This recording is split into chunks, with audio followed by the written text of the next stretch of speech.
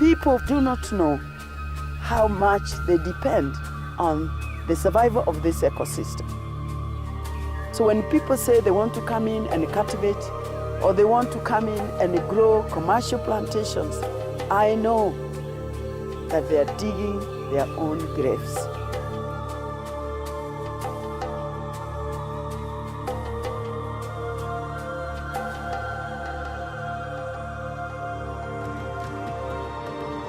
This ecosystem must remain as it is. It must be sustained because in its survival depends our own.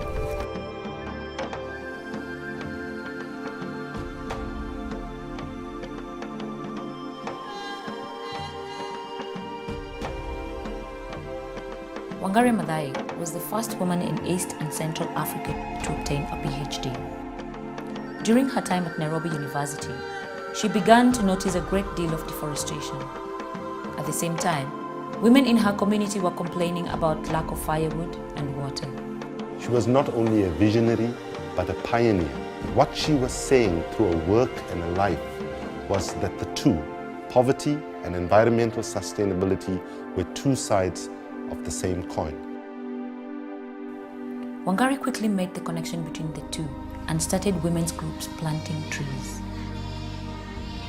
Today, because of Wangari Maathai, an environmental consciousness has taken root, and many more hectares of land are being planted with trees, forming an environmental green belt across nations and contributing to a greener, cleaner planet.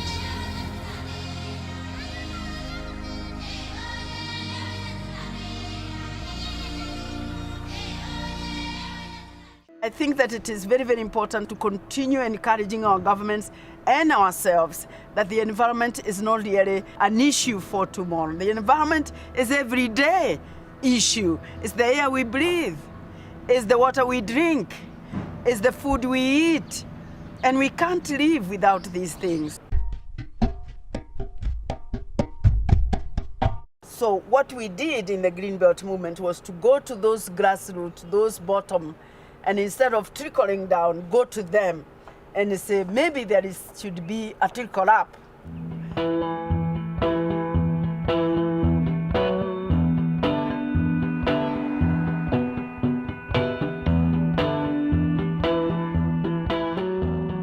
The entry point is the tree. A tree has a personality, and as it grows and it changes the landscape, it also seems to change the minds of the people, and it brings with it a certain rapport that actually encourages people to do more. So that you start with a few farmers, and before you know, so many other farmers want to also participate.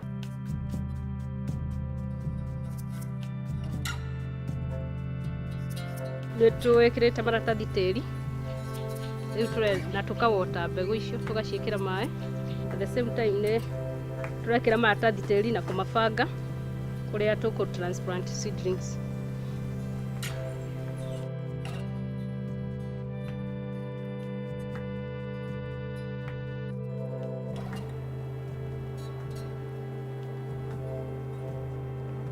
This area, before conservation, it was very much degraded. You can see now the seedlings that the trees that we have planted. In the whole of this area, we have planted about 1 million seedlings. Before we came in, people used to cut trees, even the small ones that were there. So with this kind of slope, the erosion was very severe. Now you can see the change. The area looks green. It is very green. Look at the river, it's clean because there's no erosion. So the community will have clean water. She blazed a trail for women's rights, for democracy, and most of all, for a green environment. And her desire that we plant 1 billion trees has got to be taken on by all her friends so that it is achieved in the very near future. The movement started as a tree planting campaign, but it was a lot more than just the planting of trees. It gave people a reason to stand up for their rights. their environmental rights, their women's rights, and their human rights. The little grassroots people, they can change this world. Initially, the women's groups were ignored because nobody took them seriously. But soon the government realized that the women were being organized and becoming more and more powerful.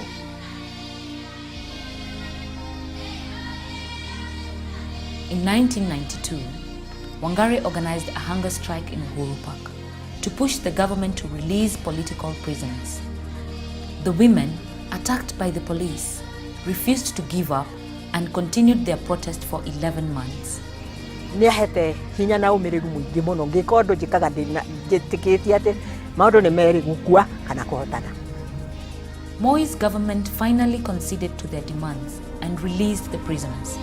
I'll always remember her as a tireless advocate for social justice and human rights, an exceptional leader, a woman demanding equal treatment for all.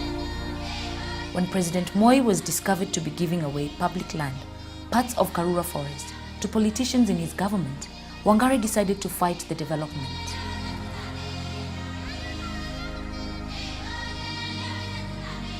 Wangari, unafraid, decided to protest peacefully through a tree planting mission. She never did anything to please. She never did anything because she wanted to be popular.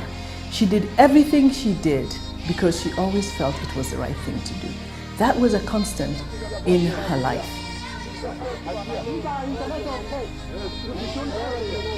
It's a very sad saga that we have a government in this country that is actually overseeing the destruction of forests and the grabbing of public land.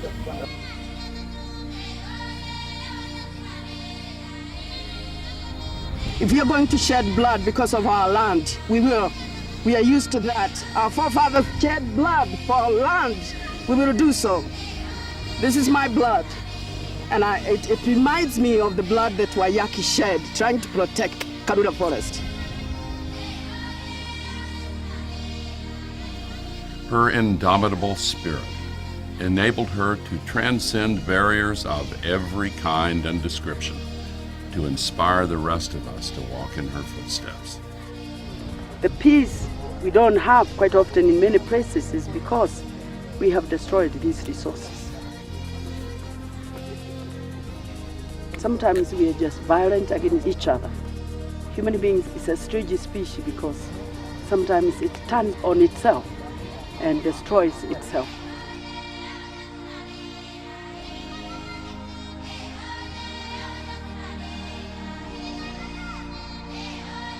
Wangari was the first African woman and the first environmentalist to be awarded the Nobel Peace Prize. Your Majesties, Your Royal Highness, honorable members of the Norwegian Nobel Committee, Excellencies, ladies and gentlemen, I stand before you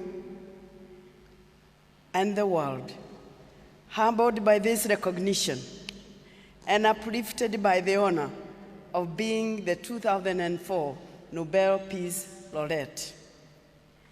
As the first African woman to receive this prize, I accept it on behalf of the people of Kenya and Africa, and indeed the whole world.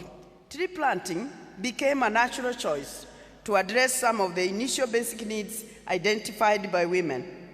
Also, tree planting is simple, attainable, and guarantees quick, successful results within a reasonable amount of time. These are all important to sustain interest and commitment. So together we planted over 30 million trees that provide fuel, food, shelter, and income to support the children's and education and household needs. The activity also creates employment and improves soils and watersheds. Through their involvement, women gain some degree of power over their lives, especially their social and economic position and relevance in the family. This work continues. Initially, the work was difficult because historically our people have been persuaded to believe that because they are poor, they lack not only capital, but also knowledge and skills to address their challenges. Instead, they are conditioned to believe that their solutions to their problems must come from outside.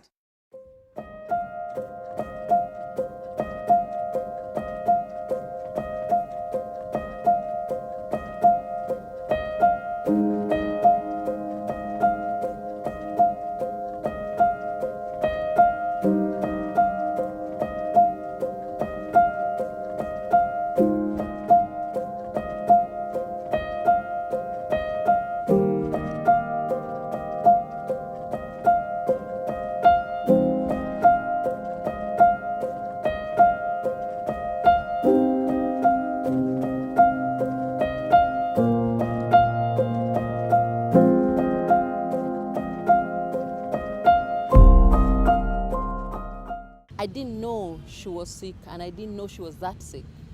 I had heard that she had been in hospital in the US, but because I was seeing her and she was actively engaged in that meeting, I didn't realize how sick she was, because that was like almost 3 months before she passed away.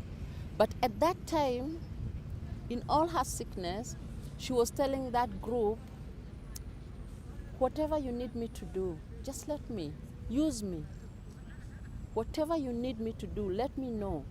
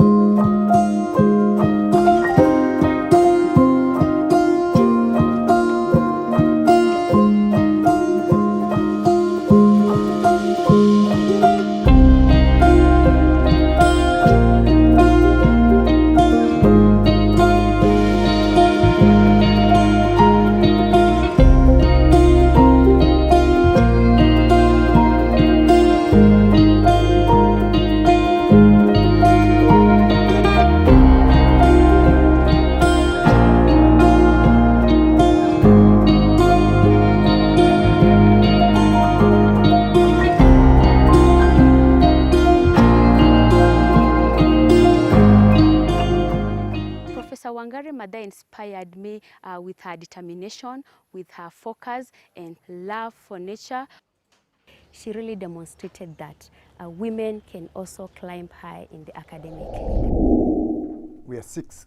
We are 3 brothers and 3 sisters, and she's the 3rd. We lived a normal Kikuyu lifestyle. That is looking after sheep and goats. One thing I remember about her is that she was very hardworking. If you were sent to fetch water or fetch firewood, she would come back quickly. She seemed to understand the subjects better than anybody else. And the most difficult subjects like biology, like maths and algebra, she was very, very good. And she would help us, me included. We were coming from different directions in the corridor, and she greeted me. She wanted to know, who are you? Because apparently I'm the first female she had seen in those corridors. And I introduced myself, and we shared, as we did for many years thereafter, a joke, and we became good friends. As a person who was born in the United States, of course, I had a different socialization, I would call it, in terms of culture. And she also had a socialization that I felt was interesting.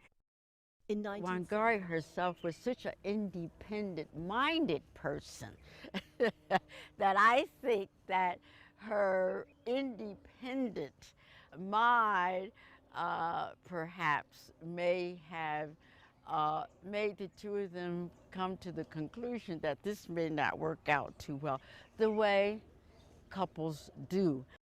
When the divorce was finalized, of course, it is true, certain responsibilities you're now released from.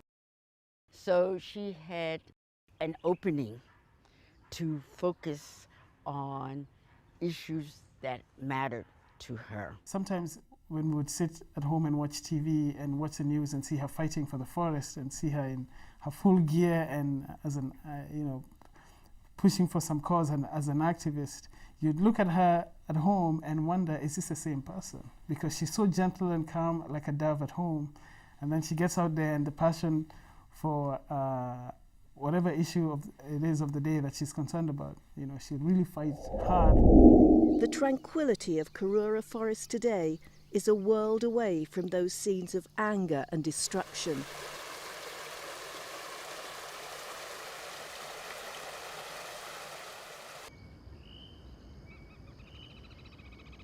This area, we call it Wangari Maathai Corner, because this is where she made her first protest in Karura Forest to stop the grabbers from constructing houses in this forest. And this place, we have preserved 5 hectares, of which Kenya Forest Service and Friends of Karura Forest have already planted 5,500 tree seedlings.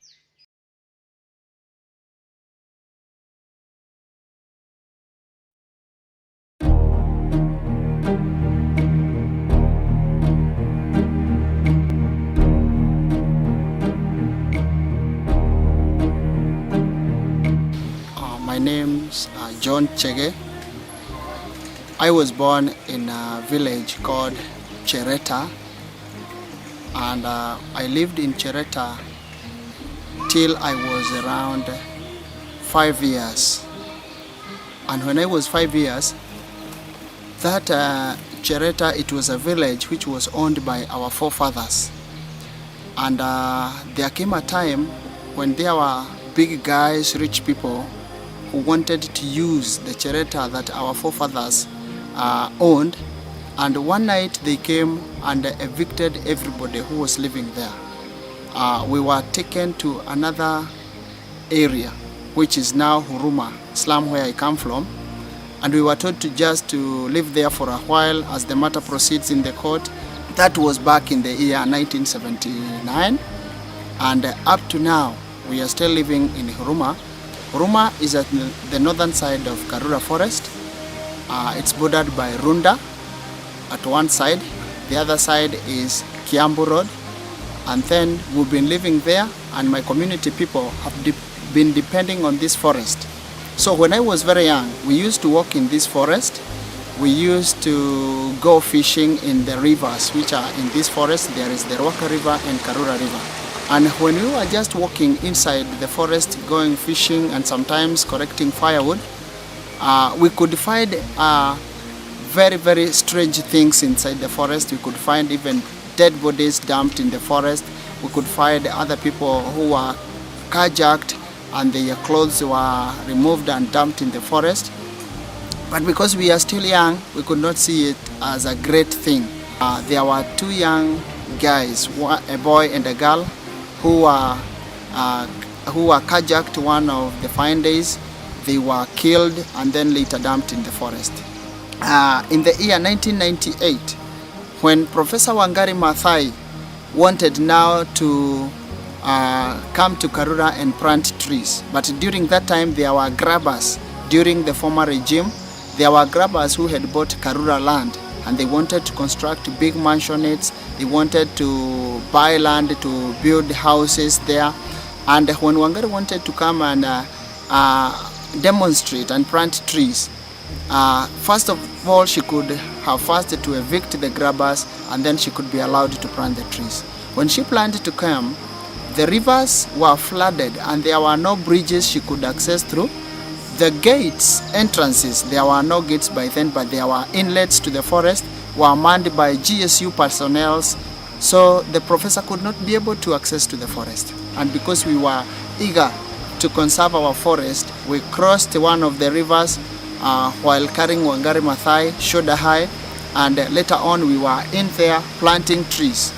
But when the GSU and the security personnel realized that Professor was planting trees in Karura, they came fighting us.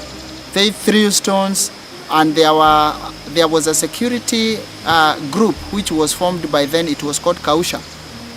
And that security group is the one of the guys who threw a stone which hit Professor Wangari Maathai on her head. The people of Huruma, the people of Huruma would literally guide me and show me how to cross the marshy grounds between their village and Karura forest so that I could access the tree nursery that we had established in Karura forest.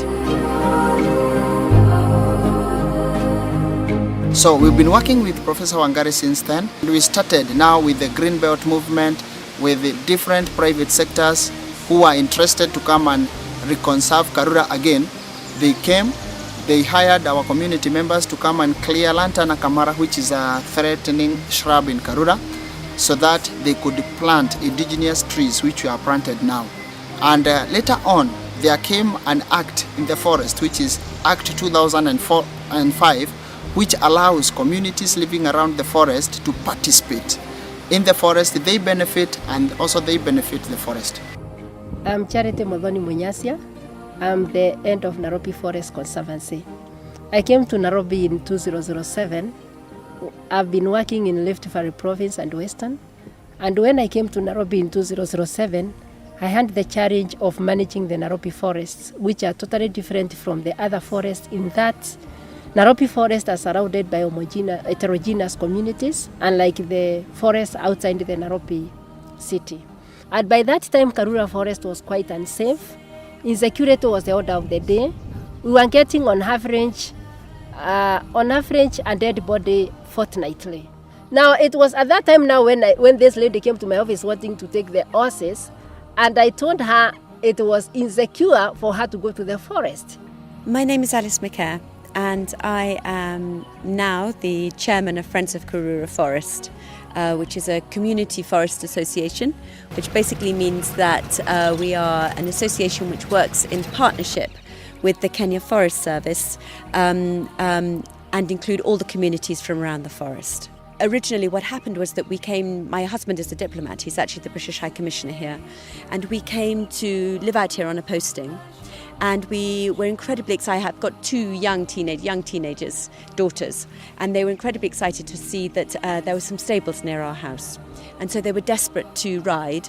And I was looking around for somewhere for them to ride and saw this forest just by our house. So I asked everyone around us if we could, what would happen, whether it would be all right for us to go and ride the horses there. And they all said absolutely not. Or they joked and they said, if you do, you will die. They told us lots of horror stories. My neighbour himself had actually one time tried to run through the forest. He was a keen runner, and he had been thrown to the ground and his gold teeth had been pulled out of his mouth. I took the horses, we went riding them, and we went up to the headquarters of the Kenya Forest Service, which is actually in a part of Karura Forest. And I rode up there, and I was lucky enough to meet an amazing lady called Charity. And she was like, why can't I go to the forest alone? And I told her, you can go to the forest, but escorted by rangers with guns. So I explained that wouldn't be possible. But as I was leaving, I asked her why it was that a forest in such a central position wasn't accessible for people to use. And I pointed out that in other countries, people such as ourselves would be happy to pay to come into a forest. And at the time, she was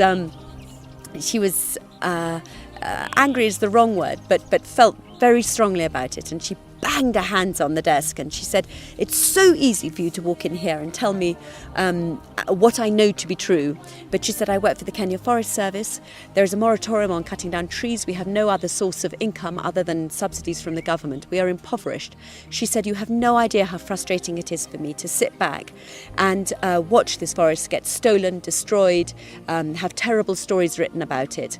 I am desperate to try and make it better. Please, please help. Anyway, a couple of weeks later, I slightly put it out of my mind when Charity rang me and said, Alice, I think we found a waterfall. And when she came to the office, we went this time round for real looking for that waterfall. We passed through the caves. We have got 3 caves in Karura. We saw the caves, then we walked by Karura River to the waterfall. And there was possibly the most beautiful sight I've ever seen, and I've lived all over the world. And it was this devastating waterfall on 3 levels. And I think it was at that point that I absolutely realised that I couldn't walk away from it. Because, as a mother of children, I realised that, every child would give their arms teeth to come and spend some hours there. I mean, it's a paradise. It's a complete Garden of Eden. Now, when I saw the enthusiasm which she had, I felt God has sent me a ministering angel. And from that moment on, we walked the path together. The next thing I did was to introduce her to the director, Kenya Forest Service, Mr. David K. Bugwa. And the director, we explained to him how we've seen the waterfall and how Alice intends to help us save the forest and who Alice was. And the director was so amazing. He said, Alice and Charity, go ahead and do what you want with the Karura Forest. Even if you want to fence it, go ahead and do it. Then again, I spoke to Charity about it, and I was very concerned because my great issue was this thing of fools rush in where angels fear to tread. And I felt very strongly that it may be that we could get it to a situation where people like me would benefit from it. But what about the impoverished people who actually lived around the forest and were reliant on it for their livelihoods? And even if these people were attacking people, that's a livelihood if you've got children. And also there were people who had flowers that they were selling along the edge of it and all those sorts of things. And so I said to Charity, I can't be involved in this because I'm convinced that somebody will lose out and I can't be responsible. And she said, no, meet them. So she introduced me, set up a meeting, and at that meeting I met, she brought a representative from that community who is an amazing man by the name of John Cheggy. And John Cheggy is a God-given representative for that village in that he was such a brilliant person to work with right from the beginning. And he said, come and meet my people, come and meet this community. So they organised a meeting and we went there and we went into the chapel that they've got built in the slum. And we arrived and a lot of predominantly men sort of shuffled in with very ragged clothes, terribly yellow eyes, which I understand now is a sign of people who are drinking a lot of changa, illicit alcohol to stop your hunger pangs, and very desperate. And we sat in the church and talked about the forest and what it meant to them and things. And I was just watching. I was aware that as a foreigner, it shouldn't come from me. And we had some great community workers who were there. And so they asked the community about what the forest meant to them, etc. And they said, how would you feel about us fencing it? And to my amazement, they basically were for it. One of the people who were doing the discussions said, but can I ask you, do you know the people doing the attacking in the forest? And they all said yes. And he said, are they predominantly from your community? And they said yes. And they said, are they all from your community? And they said yes. And then there was this moment and you could feel this question coming. And the gentleman said, is everyone who's doing the attacking in this room? And I sat there and I thought, I wonder how my husband would feel about the fact that I'm sitting here. And there was a few seconds and people looked around and then they said, yeah, no, we're pretty well all here. And then one man leapt to his feet and he said, am I, and he spoke to the pastor there, Pastor Sammy, who's become a great friend. And he said, Pastor Sammy, am I a better man if I attack someone in the forest, steal their mobile phone, sell it and feed my children? Or am I a better man if I go to bed at night listening to my children crying themselves to sleep at night because they have no food? And I hadn't said anything to that point, but at that point I said, look, I have to tell you that if it were my children and they were starving, I would be in that forest right now with a panga, ready to attack anyone that came through. And then another youth jumped to his feet and said, please, find me another means of employment. It's very frightening attacking people in the forest. And there was a silence, and again we listened to this comment, and it was difficult sort of not to laugh at the sort of incongruousness of it. But anyway, from that point onwards, we had this extraordinary relationship with the forest, with that community, Haruma. We had the money, we had the teaching, we had the experts from the other fences that have failed around other forests, and people like Colin Church, who'd done the Aberdare forest, came and helped us. So we had a whole meeting which was concentrated on fencing and the best sort of fencing that would be for here. And then there was one ingredient that we couldn't have done without and that was Christina, who has come in as my vice chair. Christina is someone who not only gets things done and has not only given her life to getting things done, but she gets them done perfectly, every detail. She reads every contract, every letter. She follows it in such an exacting way, in a way that I'm completely useless at. So I run around chatting to people, and she's the one that's put it into place.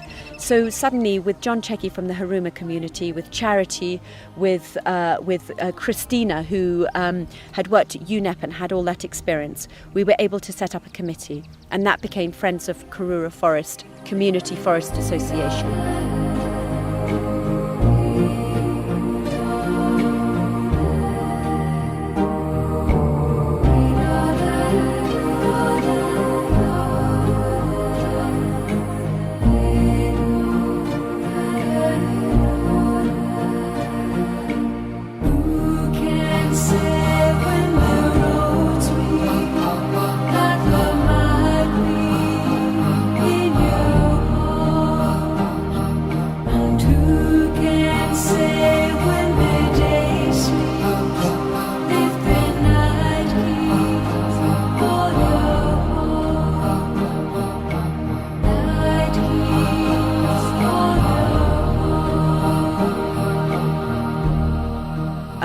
We had an open day, our first open day, and we took people down to the forest. We took them to the waterfall.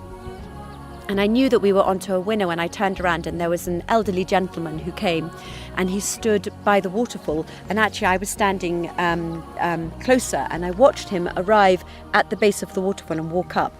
And suddenly he had tears streaming down his face. And I went to him and I said, "Are you all right? What's wrong?" And he said, "This gives me no joy." And I said, why could this beautiful place not give you joy? And he said, "For me, I look at this, for you, you look at this beautiful waterfall and you think of all the wonderful opportunities you will have to spend here." He said, "For me, I look at this waterfall. I think of the wedding anniversaries I missed here. I think of the walks that I could have had with my children. I think of the times I could have brought my grandchildren here." He said, "My house is less than 2 kilometres from this very place. I had no idea it was here." And he wrote us a large cheque.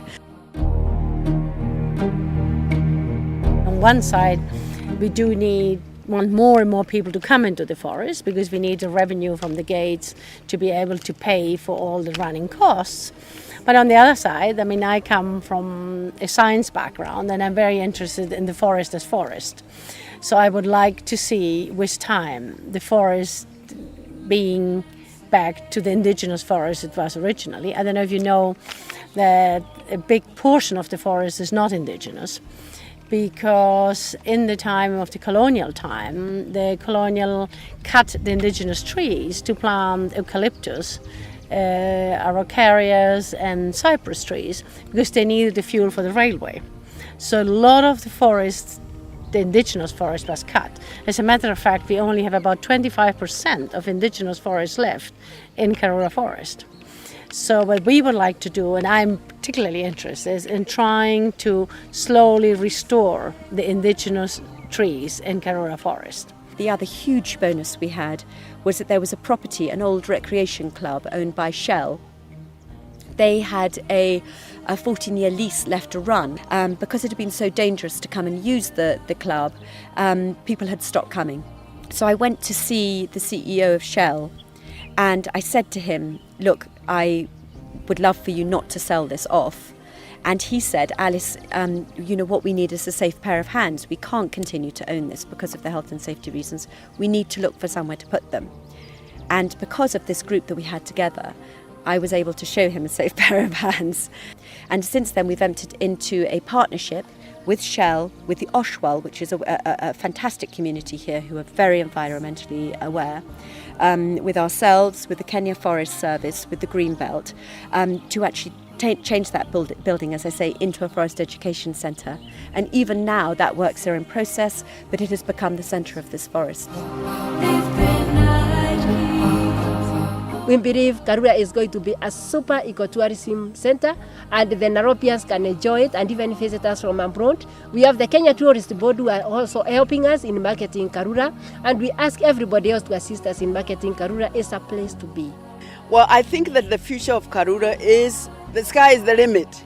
I can only imagine that 10, 50, 100 years from now, I hope that Karura will continue to be an inspiration and will continue to be a haven for all those people who love nature.